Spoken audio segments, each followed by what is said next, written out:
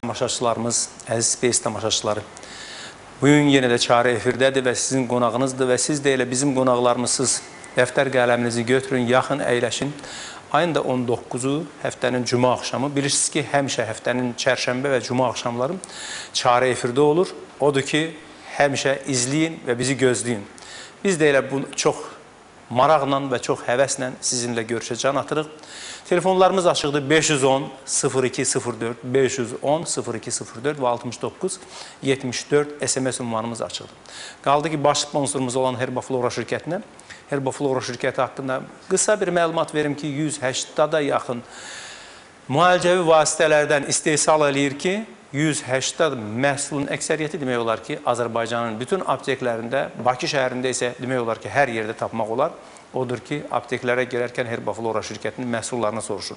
Amma bir neçə məhsulun adını çəkmək istəyirəm ki, o məhsullar xüsusi, məsələn, əhəmiyyət daşıyır. Yəni, o mənada əhəmiyyət daşıyır ki, hətta uşaqlara da verdikdə bundan qorxmadan verə bilərsiniz. Məsələn, bronxanat şərbətinin adını çəkmək istəyirəm. Bugün mövzumuz yuxarı tənəffüs yollarının iltihabı olduğundan elə bax, bu bronxanat şərbətindən istifadə etmək olar. Bundan başqa nevronat, metianat və hepanat kimi şərbətlər apteklərdə satılır.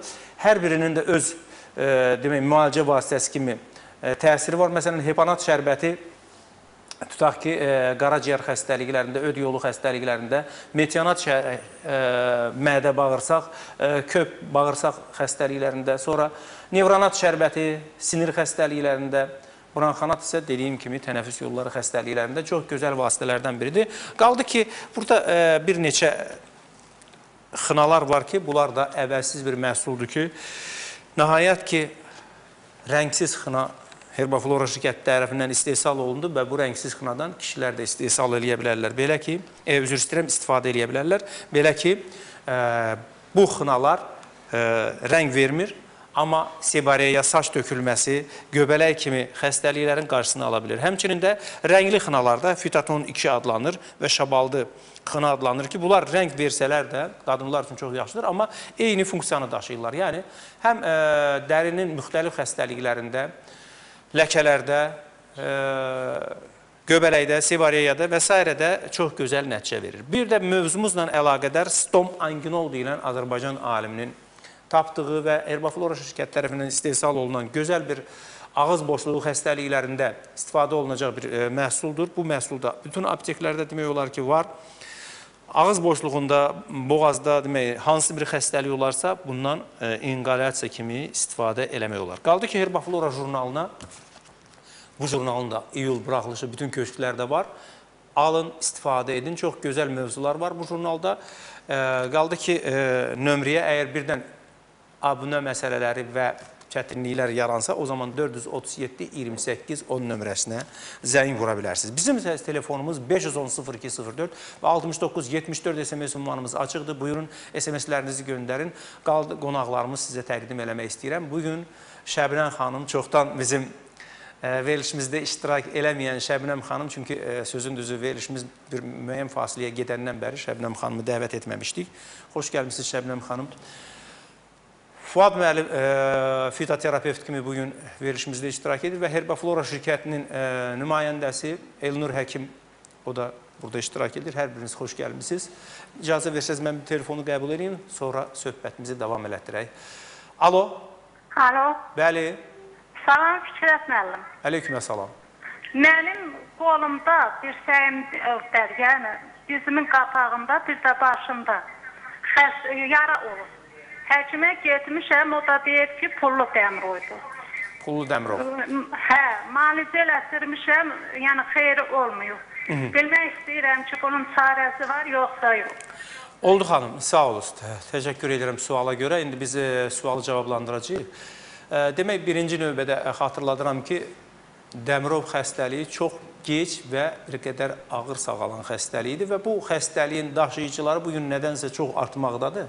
Və bu xəstəliyin də səbəbini indiyəcən də alimlər tapmadıqlarından müalicəyə çox çətin təslim olur. Yəni, müalicə olunur, amma çətin təslim olur. Amma burada hər bir xəstənin, hər bir şəxsin, xəstəliyə tutulmuş şəxsin özündən çox şey asılıdır.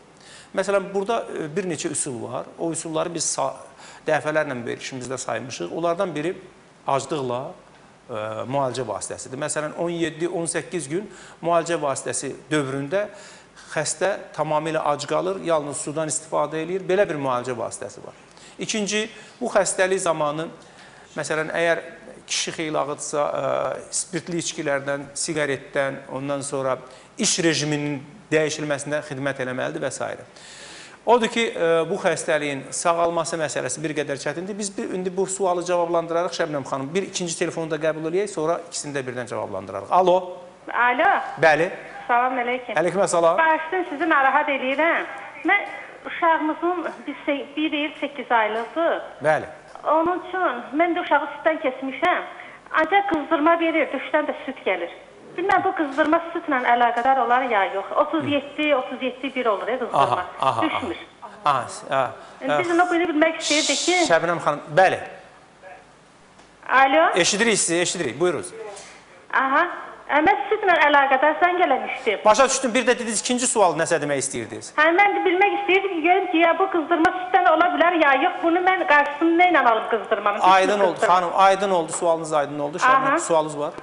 Xeyr, yoxdur. Aydın. Oldu, təşəkkür edirəm. Çox sağ ol. Sağ ol, sağ ol. Buyurun Şəbnəm xanım. Birinci Dəmirovdan başlayım. Dəmirovlar siz deyən kimi həqiqətən müalicəyə çox çətin tabi olur və bunların yaranma səbəbi tam dəqiq demək olmaz ki, hansısa bir yaradıcı tərəfindən yaradılır. Çünki Dəmirovların ümumiyyətlə növləri də müxtəlifdir və bu Dəmirovlar müalicə zamanı adətən əvvəlcə yanaşı xəstəlikləri müalicə etmək lazımdır. Məsələn, birinci növbədə mədə-bağırsaq sisteminə fikir verilir ki, həmin mədə-bağırsaq sisteminin drenaj olunur, orada yəni təmizləmə işləri aparılır. Baxmaq lazımdır ki, həmin şəxsin yəni mədə-bağırsağın soğurma qabiliyyəti necədir və s. Ən birinci növbədə mədə-bağırsaq sistemi təmizlənir. Bundan sonra isə digər yanaşı xəstəlikləri varsa və yaxud həmin şəxs bəlkə nevroloji problemləri olan şəxsdir, bunlar aradan götürülür. Çünki həmin xəstəliklər yanaşı olanda bu xəstəliyi müalicə etmək bir qədər çətindir. Daha sonra isə bu bəzən xroniki hala keçir, bəzən müalicəyə tabi olur, keçir və müəyyən bir residiv alır və müəyyən dövrdən sonra yenidən təkrar olunur bu xəstəlik, yenidən yarana bilər. Buna görə çətinlik elə əsas da buna görədir ki, yəni kiçik bir stressdən təzədən bu xəstəlik qayıda bilir. Amma mən istəyərdim ki, ikinci suala keçək. O ki, qaldı xanımın sualına, bəli, bu süddən ola bilər. Əgər yəni məhz 37 yarımdırsa, həqiqətən bu mastit, yəni süd yığılır və həmən yerdə iltihab yaradır və yaxşı olar ki, onu sağıb atsınlar. Bundan sonra yəni süd qaytarmaq üçün müəyyən bir vasitələr etmək olar. Əgər orada həqiqi iltihab varsa, artıq burada yerli müalicə eləmək lazımdır. Təşəkkür edirəm. Fuad müəllim, buyurunuz. Mən də o birinci Dəmirova aid deyim. Əlbəttə bu geniş müayinədən sonra bunun müalicəsinə başlamaq olar. Biz o xanıma sual vermədik ki, o hər tərəfli müayinə olunubdur. Dedi müayinə olunmuşam, bir neçə yerində, qolunda, dizində. Onun da mən durum deyim, 2-3 dənə bitki onunla baş aldatmaq çıxır. Olmaz. Bu çox ciddi yanaşılmaq lazımdır. Və bu ciddi şəkildə bu işə başlamaq lazımdır. Belə bir əgər ürəyi istəyirsə deyə bilərəm, qoz yarpağı. O bu işdə kömək eləyə bilən bir vasitədir. Bir də mumiyə. Başqa bir şey onu aldatmaq istəmir. Buna ciddi yanaşır. Mən xanıma sadəcə olaraq demək istəyirəm ki, yəni müalicə vasitələri var. Hətta bizim demək verilişimizdə iştirak edən Məhərrəm müəllim özü də bu xəstəliyə tutulmuş bir insan idi. Özünü sağaldıb, ondan sonra da çox insanlar ona müraciət ediblər, sağaldıb. Amma burada vasitələr çoxdur. Burada həm kimyəvi preparatlardan istifadə olunur, həm də təbii vasitələrdən. Məsələn, belə bir vasitə var. Ağız tüpürcəyi ilə dəmir pasını qarışdırıb, yəni həmən adam öz ağzının tüpürcəyi ilə dəmir pasını qarışdırıb həmən nahiyə çəkir. Belə bir müalicə vasitəsi kiməsə yaxşı təsir göstərə bilir. Başqa birində həmən adam da, yəni bunu bilmək olmur, effekt vermir. Və başqa bir vasitə də var. Kağızı bax, belə bir vasitə ilə yandırırlar. Mən indi göstərəcəm kağızı necə eləyirlər.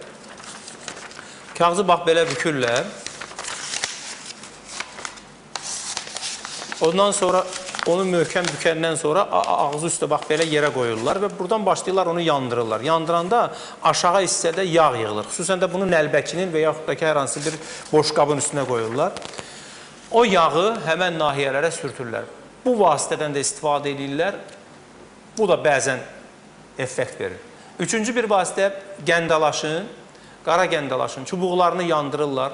Yenə də yağ yığıla bilir və bu yağdan da istifadə olunur, yenə də sürtməklə. Yəni, xalq təbabəti üsullarından belə bir... Yumurta yağı deyirlər. Bəli. Çox çətinliklə yəni, bir neçə vasitələr var ki, bunlardan istifadə edirlər. Hətta zəydən də istifadə oluna bilir. Sirkə ilə zəyi qatışdırıb çəkirlər. Yəni, bu 3-4 xalq təbabəti üsulları bəzən effekt verir, bəzən effekt vermir. Amma hər halda yaxşı olardı ki, yenə deyirəm, mütəxəssislə burada iş görürlər. Elnur həkim, buyuruz. Tamamilə aydındır. Yəni, süd mastit haqqında deyərdim ki, mastit adətən bir tərəflidirsə, yəni sağda və yaxud soldadırsa, həmin tərəfə uşağı əmizdirmək məsləhət görülür kanalın, yolun açılmasına görə. Bir də yaxşı olar ki, yəni, əgər uşağı da izləmək lazımdır ki, burada diareya müşahidə olunursa, həmin südün analizi verilməlidir. Çox güman ki, stafilokokun çıxma ehtimalı var və onun üzərində də müalicə aparmaq olur. Təşəkkür edirəm. Bu günlərin mövzumuz yuxarı tənəffüs yollarının iltihabıdır. Mən istəyərdim ki, Şəbnəm xanım, yəni yuxarı tənəffüs yolları deyəndə nələr başa düşdür? Bir kiçik bir balaca izahat verəsiniz. İstəyərdim ki, sonra da yuxarı tənəffüs yolları deyəndə biz bura aid edirik adətən ümumiyyətlə burun, ağız boşluğu və yuxarı tənəffüsün, yəni ağciyərlər, traxeya, udlaq və s. bunların hər biri aid olunur. İlk növbədə, məsələn, həmişə biz başlayırıq adenoidlər deyilir. Bu adenoidlərdə adətən, yəni 16 yaşa qədər daha çox böyüyürlər. Bundan sonra isə atrofiya uğrayırlar. Bu adenoidlər isə ümumiyyətlə udlaq, burun arxa tərəfdə yerləşir və limfa toxumasının törəməsidir. Ümumiyyətlə, bütün yuxarı tənəffüs yolları xəstəlikləri adətən bir çox infeksiyalar, viruslar tərəfindən hava damcı yolu ilə yayılaraq iltihabını yarada bilərlər. Burada rotaviruslar, entoviruslar, bir çox viruslar aid etmək olar ki, həmən viruslar tərəfindən yaradılır. Sonra şərti patogen bakteriyalar ola bilər ki, bunlar yarada bilər, göbəklər mənşəli ola bilər ki, insanlara narahatçılıq verə bilər və bura ən çox insanları narahat edən hər zaman tanzilitlər, sonra adenoidlər, faringit, laringit və yuxarı tənəffüs yolu deyəndə bronxitlər də aid etmək olar. Otit də qoşulur. Otit, bəli, bu orta qulağın iltihabıdır. Bəli, bu da əlbəttə ki, qulaq, burun kanalları vasitəsilə... Əslində qalanda, üzr istəyirəm Şəbnəm xanım sözü kəsdirdiyim, əslində qalanda bütün bu kanalların hamısı bir-biri ilə birləşdiyindən çox zaman biliyoruz ki, qlandalar deyirik də, badamcıqların iltihabı görürsünüz ki, bu atitlərlə eyni anda görürsən ağırlaşma kimi verə bilir və yaxud da ki, görürsünüz ki, burun iltihabları, rinitlər görürsən, boğaz ağrıları kimi müşahidə olunur. Yəni, bir-birinin elə bir tamamlayırlar. Bunların ağrıları bir-birini tamamlayırlar. Məsələn, bizə SMS-lər gəlir ki, boğazım quruluq verir, göynüyür, filan olur, nə bilim nə, getmişəm həkimə, müalicə edir, alınmır, effekt alınmır. Çünki bəziləri xroniki hala keçirdiylə. Çünki faringit, orada söhbət məhz faringitdən gedir. Faringitlər isə adətən xroniki hala keçirlər və faringitlərin müalicəsində, müalicə dövründə və ondan sonra daim insan gərək, məsələn, çox isti, çox soyuq, çox acı, çox duzlu, bu cür yeyib onları qıcıqlandırmasın və çünki yenidən həmən nahiyə həssas olduğu üçün yenidən faringitin yaranma ehtimalı olur. Bu, insanın artıq fərdi yanaşmağından asılıdır faringitlərdə. Təşəkkür edirəm. Mən istəyirəm Elnur həkimlə bu söhbətə qoşulsun. Elnur həkim, buyurunuz. Ümumiyyətlə, yuxarı tənəffüs yollarında daha çox vurğulayacağım ki, Herbaflora şirkətində hansı məhsullar yuxarı tənəffüs yollarında istifadə olunur. Bəli, Şəbnəm xanımın qeyd elədiyi kimi, elə burun boşluğundan başlasaq, daha çox insanları narahat edəcək rinit faktorudur ki, rinit də xalq təbabət yolundan müalicə olunan xəstəlikdir. Sadəcə olaraq rinit xəstəliyi müalicə olunan zaman reabilitasiya tədbirlərinə də əməl etmək lazımdır. Allergik rinitlər zamanı teosept çayının paketlərin sayı artırılır və mayenin miqdarı artırılır. Böyük bir qabda dəmləndikdən sonra onun qapağı götürülür və dəsmalla özünü tutub inqalyasiya metodu ilə efir yağların, yəni burun boşluğuna çökməsində şərait yaradır. İkinci olaraq sonra əsas narahat edəcək faktorlardan biri də tonzillitdir. Angina kimi tanıdığımız xroniki tonzillitlər. Bu zaman əgər əməliyyata göstəriş olmadıqda ümumiyyətlə lor həkimləri nəzarəti altında müalicə olunur. Tonzillitlərin gedişində isə ilk növbədə sizin bayaq qeyd elədiyiniz stomanjinolla qarqara etmək, stomanjinolla gündə 3-5 dəfə qarqara etmək və adətən tonzillitlər yanaşı olaraq aşağı tənəffüs yolları iltihabı xəstəliklərdə qoşula bilir.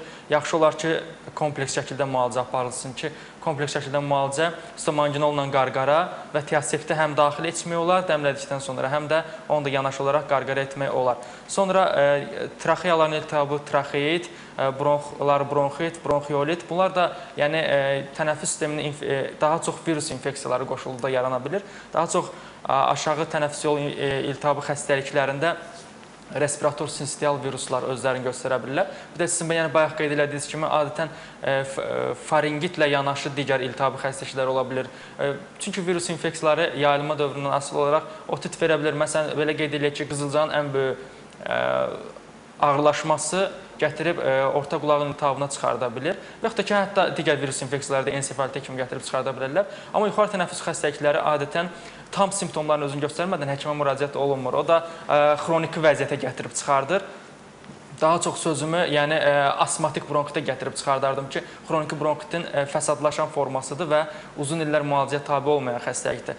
Bu zamanda yaxşı olar ki, qeyd olunan branxanat siropundan və tiabronx çayından yanaşı istifadə olunsun. Həm bu branxanat siropu və tiabronx çayı ikisi birlikdə bronxitlərdə, pnevmoniyada, traxeitlərdə, göğüs çirəyi müalicəsində və quru çirəkdə geniş istifadə olunur.